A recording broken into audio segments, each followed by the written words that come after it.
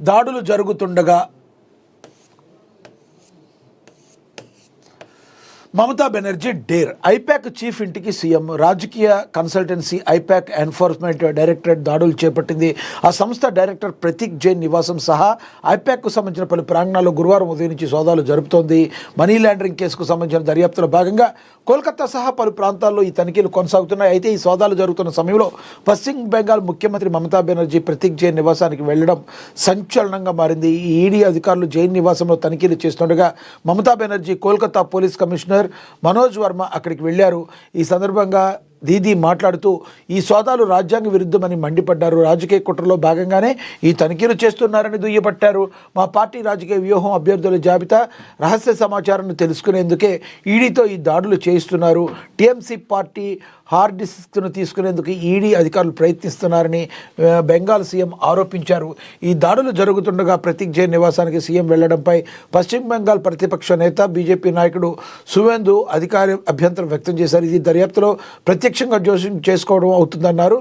ఈ పరిణామాలు బెంగాల్ రాజకీయాల్లో తీవ్ర దుమారాన్ని రేపాయి. మనకు తెలుసు, ఒక ఫైర్ బ్రాండ్గా దీది ఎలా ఉంటుందనేది తెలుసు. కానీ ఆవిడ మీద ఇప్పటికీ కూడా అనేకమైన ఆరోపణలు ఉన్నాయి. ఆమె ఎవరిని కూడా ఆపోజిట్ పర్సన్స్ని గెలవనివ్వదని, ఒక నియంతలాగా కూడా ఆమె మాట్లాడుతుందని ఆరోపణలు చేసేవాళ్ళు కూడా లేకపోలేదు. కుడికాలకు దెబ్బ తగిలిందని చెప్పి ఎడంకాలకి కట్టుకొచ్చి గత ఎలక్షన్లో మరి ఒకసారి చుక్కెదురు తెచ్చుకుని మరి అదృష్టంతో మళ్ళీ ఒకసారి ముందుకెళ్ళిందని చెప్పి రకరకాల మాటలు మాట్లాడుతూ ఉంటారు దీది గురించి. మరి ఇప్పుడు ఏదైతే సోదాలు జరుగుతున్నాయో, మరి ఐపాక్ టీం సంబంధించి సోదాలు జరుగుతున్నాయో, ఆ సోదాల్లో ఆమె ముఖ్యమంత్రి అయ్యింది డైరెక్ట్గా అక్కడికి వెళ్ళటానికి కూడా అందరూ కూడా తప్పుపడుతున్న పరిస్థితి.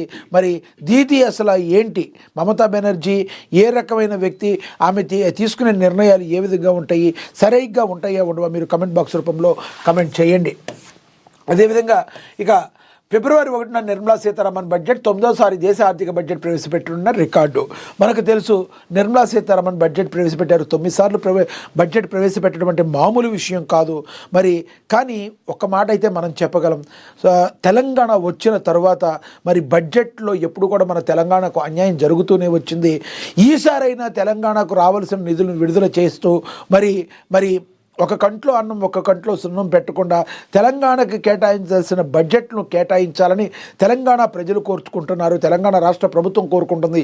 ఈసారైనా తెలంగాణకు మొండి చెయ్యి చూపకుండా తెలంగాణకు రావాల్సిన నిధుల్ని రిలీజ్ చేస్తారో లేదో మనందరం కూడా వేచి చూడాల్సిన పరిస్థితి. మరి 12 లక్షల కోట్ల వరకు ఉండనున్న బడ్జెట్ ఈ సమావేశంలో పలు కీలక నిర్ణయాలైతే తీసుకోనున్నారు. 9వసారి దేశ ఆర్థిక బడ్జెట్ ప్రవేశపెట్టి రికార్డు సృష్టించబోతున్నారు మన తెలుగింటి కోడలు. 12 లక్షల కోట్ల వరకు ఉండనున్న బడ్జెట్ ఈ సమావేశంలోనే పలు కీలక బిల్లులకు ఆమోదం తెలిపే అవకాశం ఉంది. దేశ ఆర్థిక గమనాన్ని నిర్దేశించే మరి 2026-27 ఆర్థిక సంవత్సరం కేంద్ర బడ్జెట్ ముహూర్తం ఖరారైంది. జనవరి 31 నుండి పార్లమెంట్ బడ్జెట్ సమావేశాలు ప్రారంభం కానున్నాయి. అయితే ఎప్పటిలాగే ఫిబ్రవరి 1వ తేదీన కేంద్ర ఆర్థిక శాఖ మంత్రి నిర్మలా సీతారామన్ పార్లమెంట్ ఉభయ సభల్లో బడ్జెట్ ప్రవేశపెట్టనున్నారు. 2017 నుంచి ప్రతి ఏడాది ఫిబ్రవరి 1న బడ్జెట్ ప్రవేశపెట్టడం ఆనవాయితీగా వస్తుంది. ఈసారి ఫిబ్రవరి 1న ఆదివారం వచ్చిన సంప్రదాయాన్ని కొనసాగించేలా ఆదివారం కూడా సభను నిర్వహించబోతున్నారు.